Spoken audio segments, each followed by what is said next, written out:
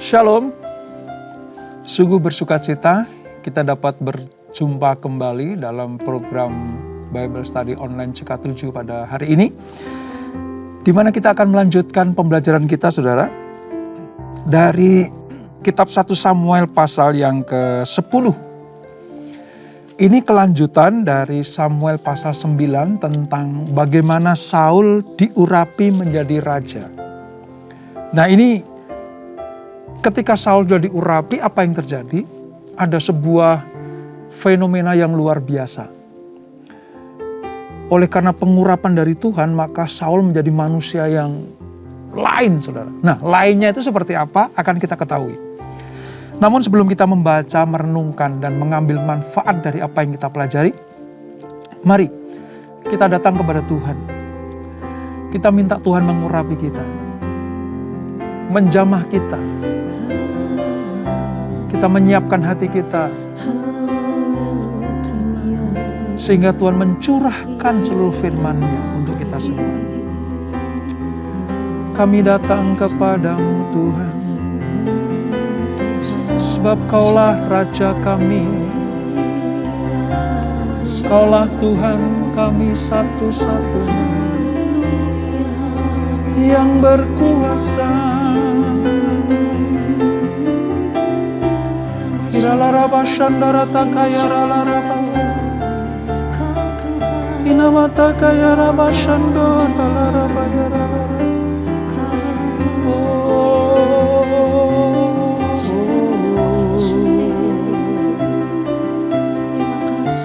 Ya Tuhan, ya Tuhan, ya Raja.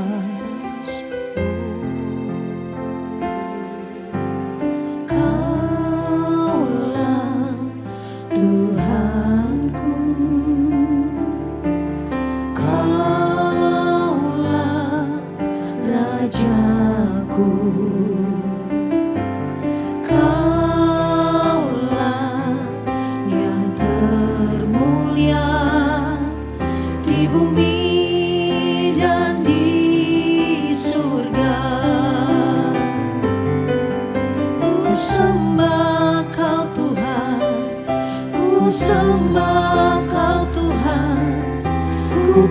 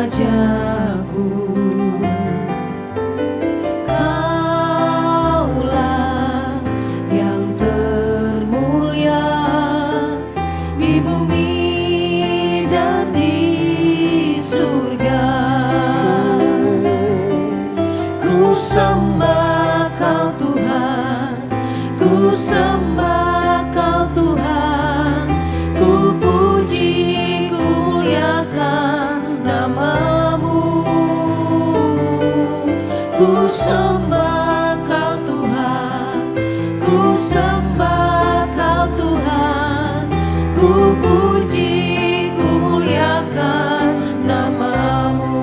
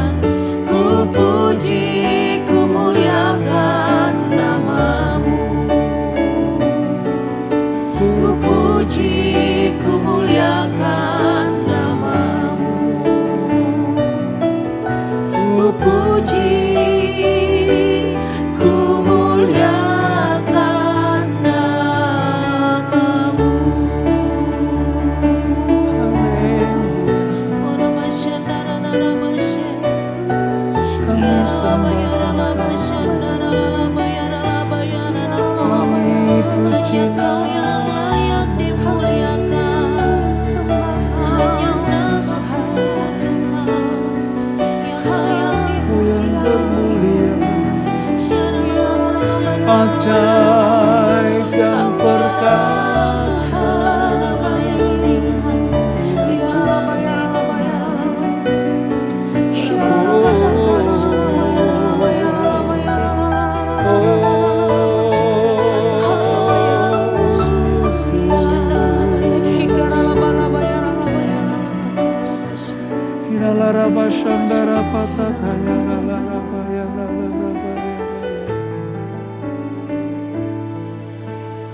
Datang Roh Kudus, Kau ku rindu.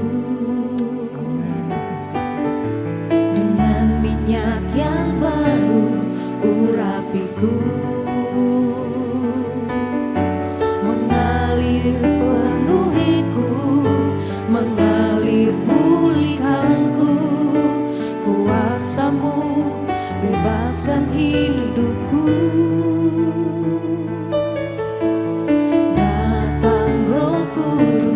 Kau ku rindu. Dengan minyak yang baru urapiku, mengalir penuhiku, mengalir pulihkanku. Kuasa-Mu bebaskan hidupku.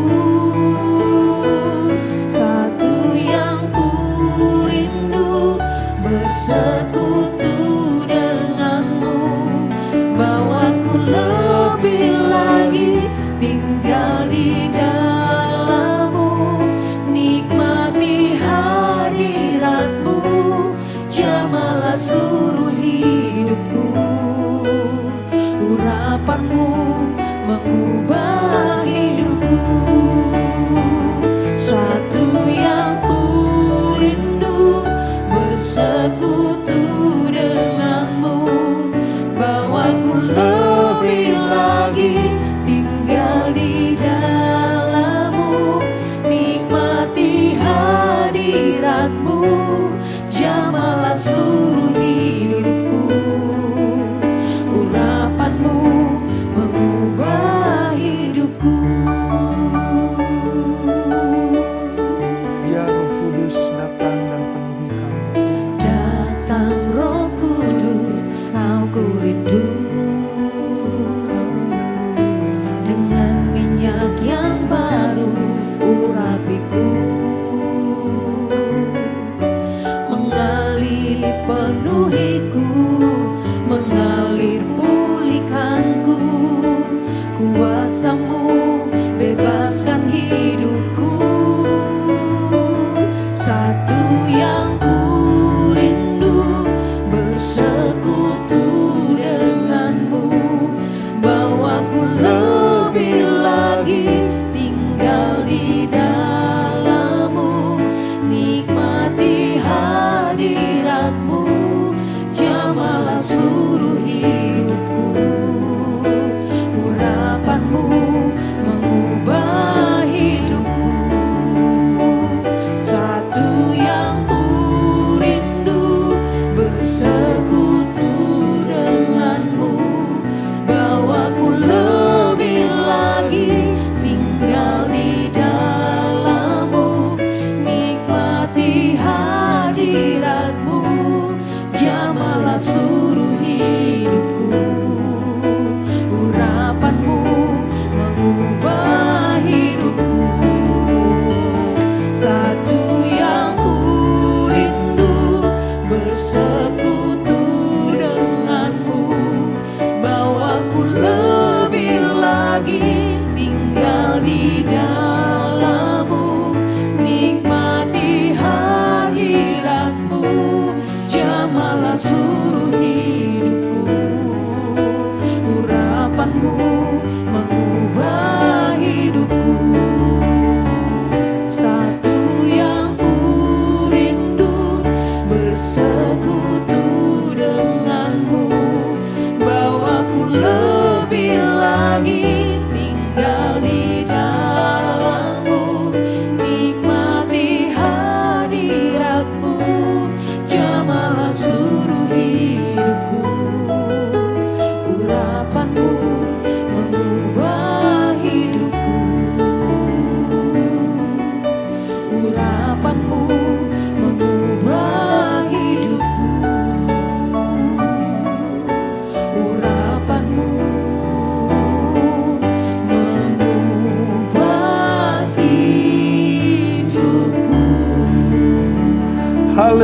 haleluya, haleluya, haleluya. Benar Tuhan, hanya jamahan dan urapan-Mu lah yang mengubah hidup kami. Hanya lewat kuasa pengurapan-Mu lah yang membuat kami berubah menjadi manusia yang sanggup melakukan seluruh kehendak Allah. Menjadi manusia yang semakin hari semakin diperbaharui, dipulihkan, serupa dengan segambaran Kristus. Terima kasih Bapa, terima kasih. Sebentar kami akan melanjutkan pembelajaran kami. Urapi kami Tuhan, jamah kami, supaya kami semakin mengerti dan mengenal Engkau. Dengan semakin mengerti dan mengenal jalan-jalan-Mu, maka kami akan semakin taat kepada perintah-Mu. Roh Kudus, terangi hati kami. Di dalam nama Yesus, mari yang siap belajar firman Tuhan, sama-sama kita katakan, amin, amin. Nah saudara, melanjutkan dari peristiwa terpilihnya Saul menjadi raja Israel, dimulai dengan pengurapan yang dilakukan oleh Samuel, maka di pasal yang ke-10 ini, apa yang diperintahkan Tuhan, betul-betul dilakukan oleh Samuel. Sehingga Saul resmi menjadi raja Israel. Nah kisahnya seperti apa pengurapan itu saudara? Mari kita baca di ayat 1 sampai dengan ayat yang ke-12 terlebih dahulu. Demikian firman Tuhan. 1 Samuel 10. Lalu Samuel mengambil buli-buli berisi minyak, dituangnyalah ke atas kepala Saul, diciumnyalah dia sambil berkata, bukankah Tuhan telah mengurapi engkau menjadi raja atas umatnya Israel? Engkau akan memegang tampuk pemerintahan atas umat Tuhan. Dan engkau akan menyelamatkannya dari tangan musuh-musuh di sekitarnya. Inilah tandanya bagimu, bahwa Tuhan telah mengurapi engkau menjadi raja atas miliknya sendiri. Apabila engkau pada hari ini pergi meninggalkan aku, maka engkau akan bertemu dengan 2 orang laki-laki di dekat kubur Rahel di daerah Benyamin di Selzah. Mereka akan berkata kepadamu, keledai-keledai yang engkau cari itu telah diketemukan. Dan ayahmu tidak memikirkan keledai-keledai itu lagi.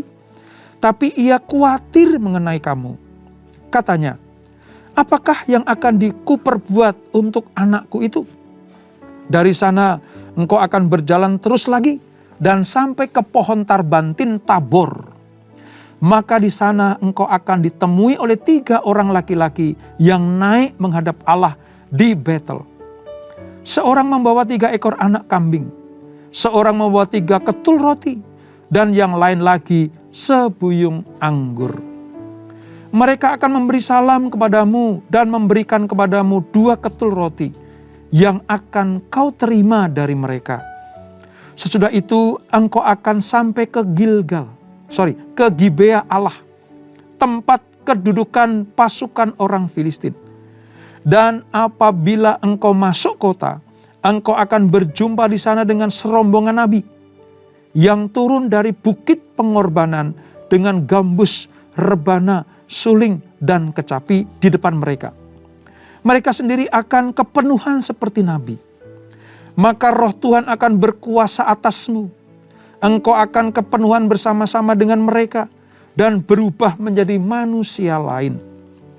Apabila tanda-tanda ini terjadi kepadamu, lakukanlah apa saja yang didapat oleh tanganmu, sebab Allah menyertai engkau.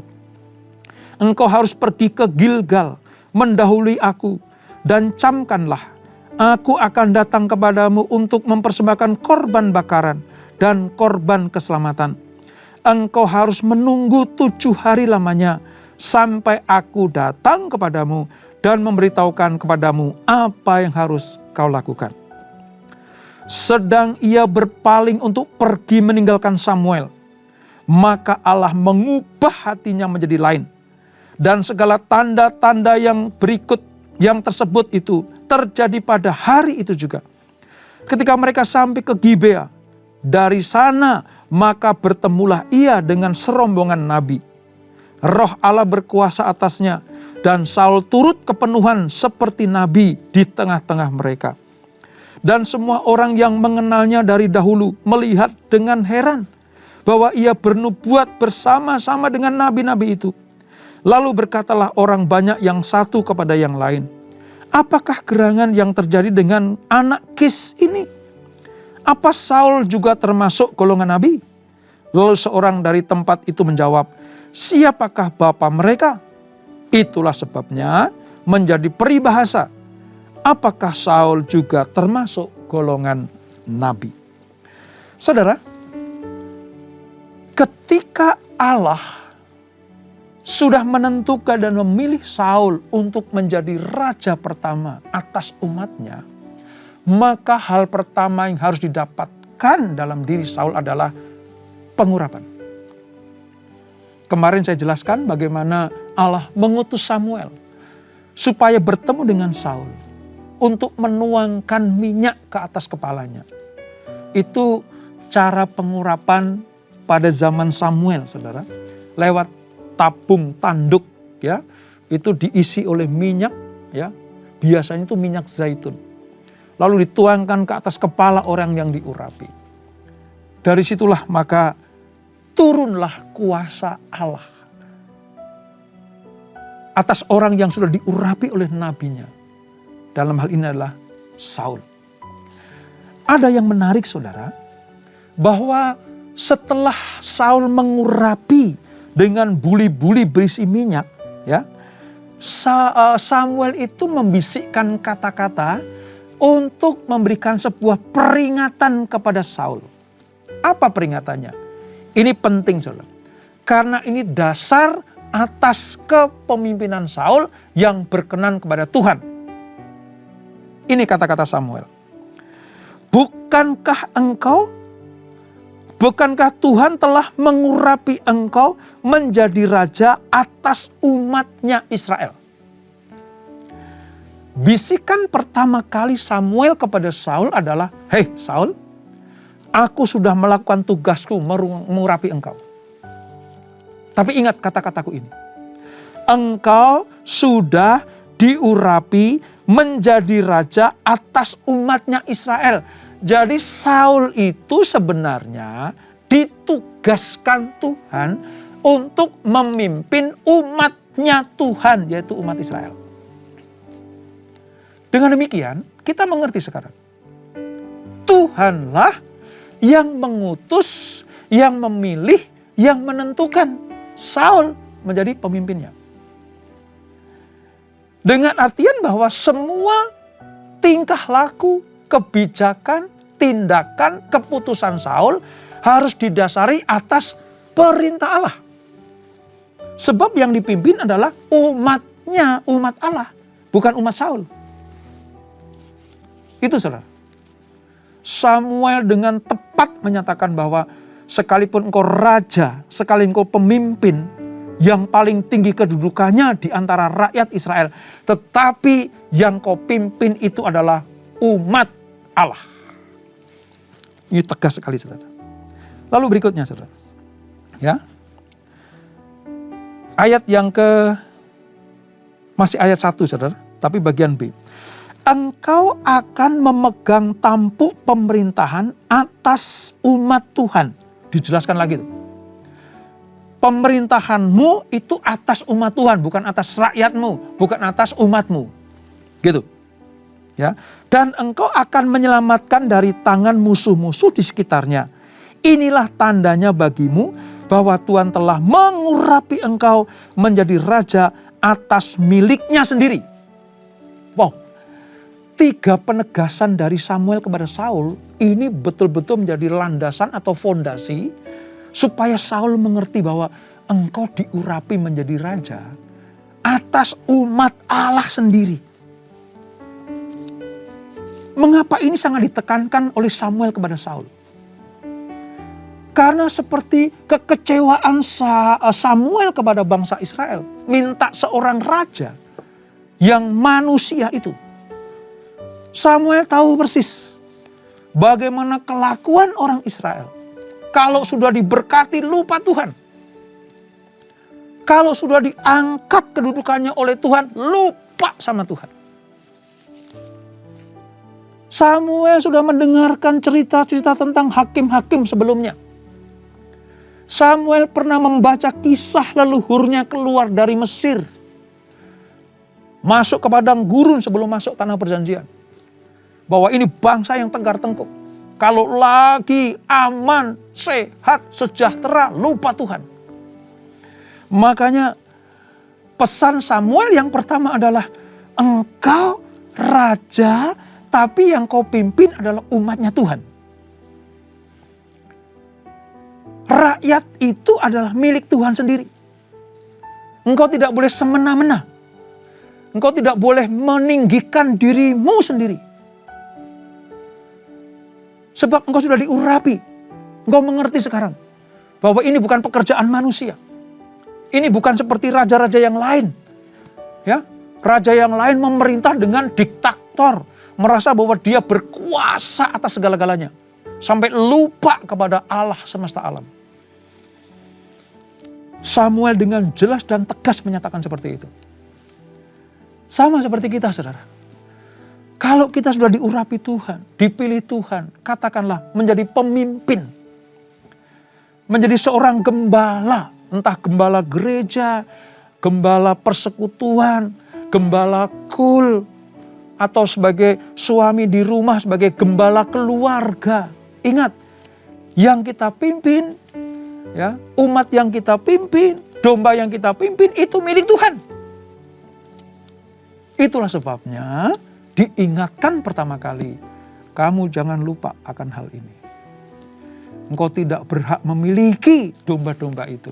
Engkau tidak berhak memiliki rakyat itu. Sebab itu adalah milik Tuhan. Itu yang pertama, saudara. Lalu yang kedua. Apabila engkau, ayat 2. Pada hari ini pergi meninggalkan aku. Maka engkau akan bertemu dengan 2 orang laki-laki dekat kubur Rahel di daerah Benyamin di Seizah. Ini sebuah tanda kepada Saul bahwa tugas utamamu ketika engkau mencari keledai sudah selesai. Keledai-keledai itu sudah ditemukan. Keledai-keledai itu sudah kembali ke kandang bapakmu, yaitu Kis itu. Nah, sekarang justru bapakmu Kis itu sedang mencari-cari engkau di mana gitu. Mengkhawatirkan engkau bukan hanya keledai-keledainya. Dari apa yang kita baca ini, tugas yang sepertinya diselesaikan oleh Saul, namun sesungguhnya malah tidak ditemukan keledai oleh Saul itu, tapi sudah ditemukan oleh orang lain. Artinya tugas Saul sekarang harus fokus kepada pemerintahan raja yang diberikan Allah kepadanya. Fokus kepada tugas utama menjadi raja bangsa Israel. Fokus kepada tugas yang diembannya untuk membawa Israel kepada kemuliaan demi kemuliaan. Sebab mulai saat itu, saudara, Roh Tuhan sudah mengurapi Saul, memenuhi Saul. Sampai-sampai Samuel bilang begini di ayat berikutnya itu. Nanti kamu akan pergi ke satu kota, berjumpa dengan serombongan nabi. Nabi itu selesai melakukan tugasnya, ya, dan engkau akan kepenuhan sama seperti dia. Sama seperti para nabi itu. Dan betul, saudara. Saul itu dipenuhi dengan Roh Allah. Ini sebuah peristiwa yang belum pernah terjadi dalam kehidupannya. Ya, Saul anak orang kaya di Benyamin. Ya, bapaknya itu terkenal dengan orang yang berada. Tetapi untuk urusan kepenuhan Roh Allah, baru kali ini Saul mendapatkannya. Saya bisa membayangkan bagaimana pemuda ini betul-betul kaget atas fenomena ini. Dan bagi kita sebagai umat Allah sebenarnya, yang gak perlu kaget. Kenapa? Karena orang yang sudah diurapi oleh Tuhan, apalagi dipenuhi oleh Roh Allah, maka perkataannya, tingkah lakunya, perbuatannya, itu harus sama seperti nabi, sama seperti rasul, sama seperti hamba-hamba Tuhan yang lain. Yang apa? Yang betul-betul hidupnya diperuntukkan hanya kepada Tuhan. Dan ketika Saul itu kemudian dengan roh Allah lalu sama seperti nabi-nabi itu, saudara. Wow, itu teman-temannya mungkin sebayanya bilang, loh itu kan anak Kis. Kita tahu siapa dia. Sepermainan dengan kita.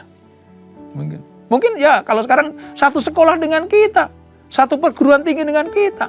Kuliah bersama.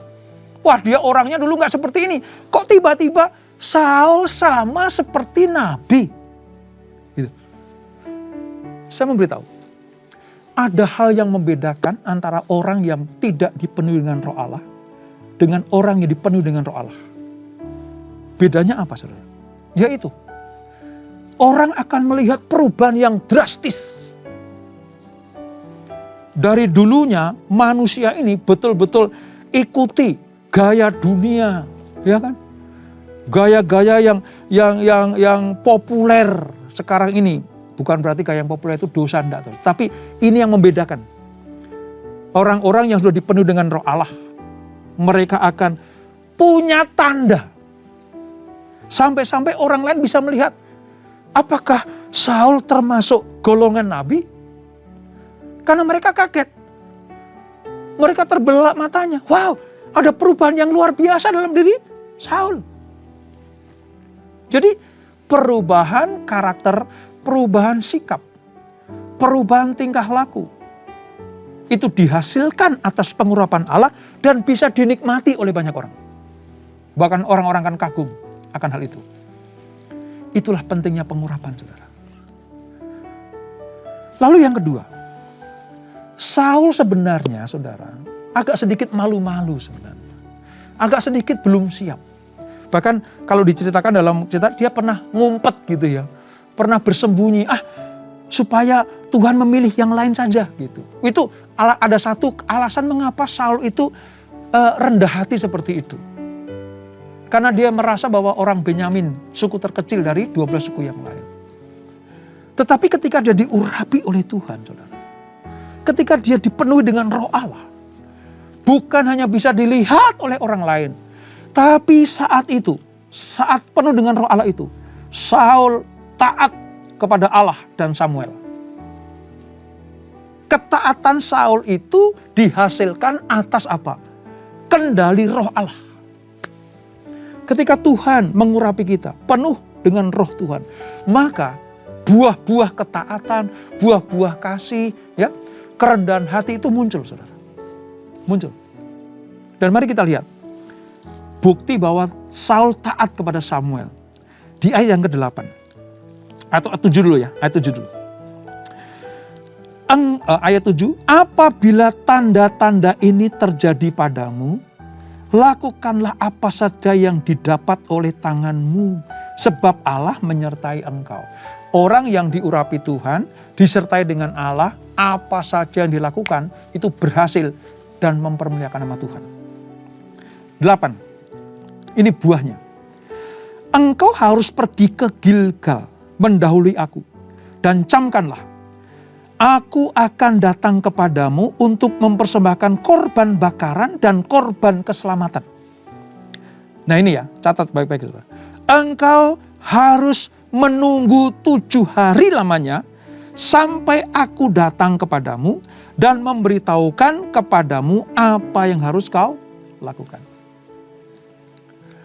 Ujian pertama, orang yang diurapi Tuhan, orang yang dipenuhi dengan roh Allah, orang yang dipenuhi dengan roh kudus, ujian pertamanya adalah ujian ketaatan.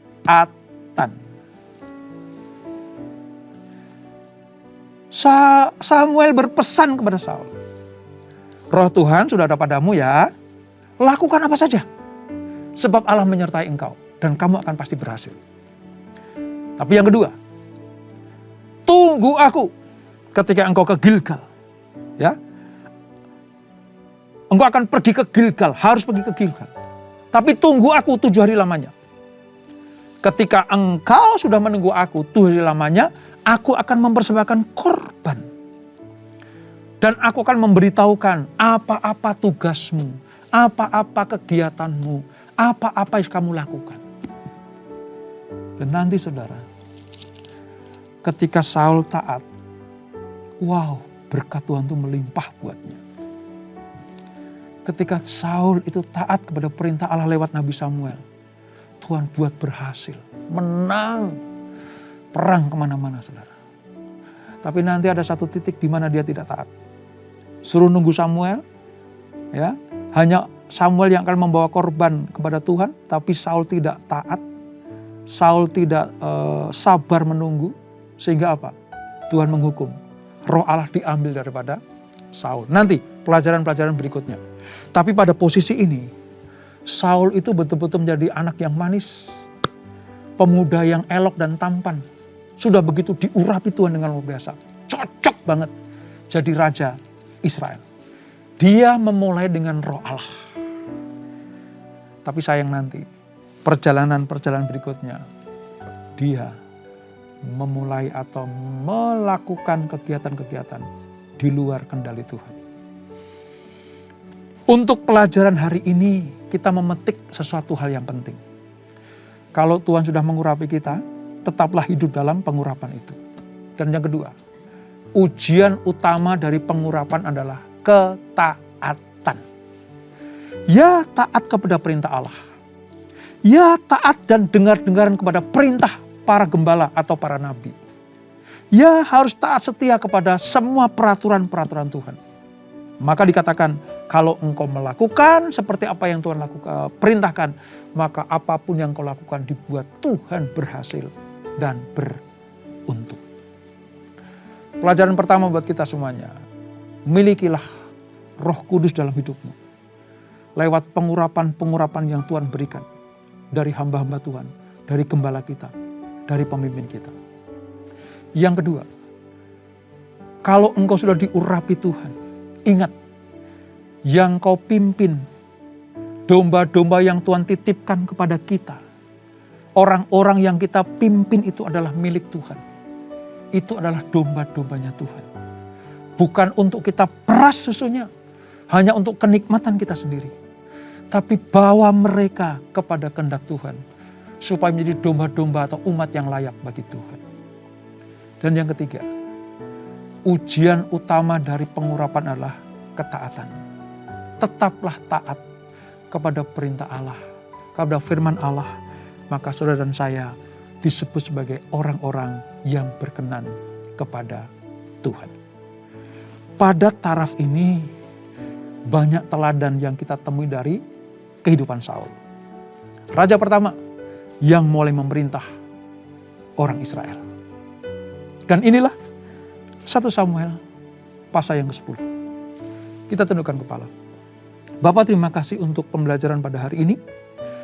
Manfaat yang dapat kami petik dari apa yang kami baca, kami renungkan, kami pelajari adalah kami perlu pengurapan Tuhan untuk melakukan tugas-tugas kami. Seperti engkau mengurapi Saul untuk melakukan tugasnya sebagai seorang raja bagi Israel. Pengurapan itu penting. Roh Kudus itu penting buat kami semuanya. Dia yang menuntun, menopang, menghibur, menguatkan, dan memampukan kami melakukan seluruh kehendak Allah. Itulah sebabnya kami rindu hidup kami dipenuhi oleh Roh Kudus. Dan kami ingat, kalau kami dipenuhi dengan Roh Kudus, mendapatkan pengurapan dari Tuhan, hidup kami akan berubah total. Menjadi manusia baru. Bahkan manusia lain, bukan duniawi lagi, tapi manusia rohani yang dimunculkan. Dan kami siap.